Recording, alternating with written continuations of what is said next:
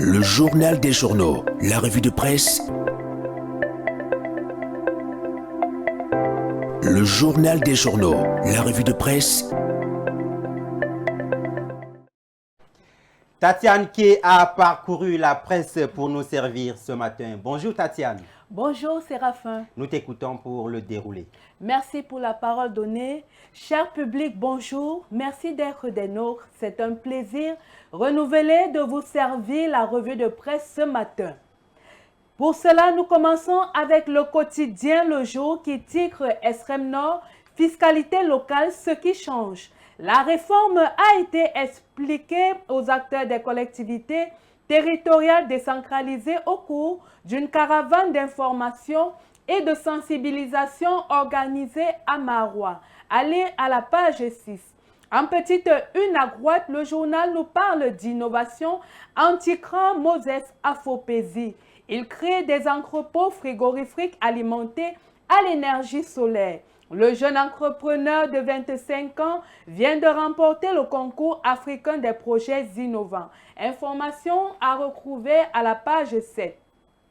Nous continuons avec le journal L'économie qui barre sa grande une, entreprise publique vers l'entrée de Eurice IPP dans le capital de la SICAM, cotonnière industrielle du Cameroun. Les pourparlers sont en cours avec le gouvernement et cet investisseur qui examine en ce moment la stratégie de redynamisation et de restructuration de la cotonnière industrielle du Cameroun, élaborée pour une durée de 4 ans.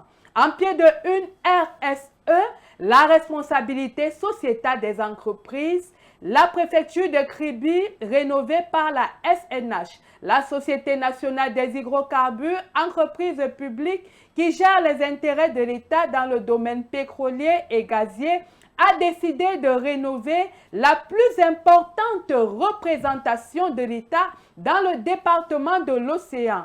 Retrouvez cette information à la page 5. Nous poursuivons avec le journal La Riposte qui revient sur la 139e édition de la fête du travail au Cameroun avec le titre « Travail décent, l'État bâti, certains patrons détruisent ». Face à la volonté affichée de l'État de poser les bases d'un climat professionnel juste et équilibré, certains employeurs véreux persistent à contourner les règles. La voix des entreprises, quant à elle, barre sa grande une production d'intrants agricoles. Hygrochem se dote d'une nouvelle usine d'une capacité de 150 000 tonnes d'engrais par an.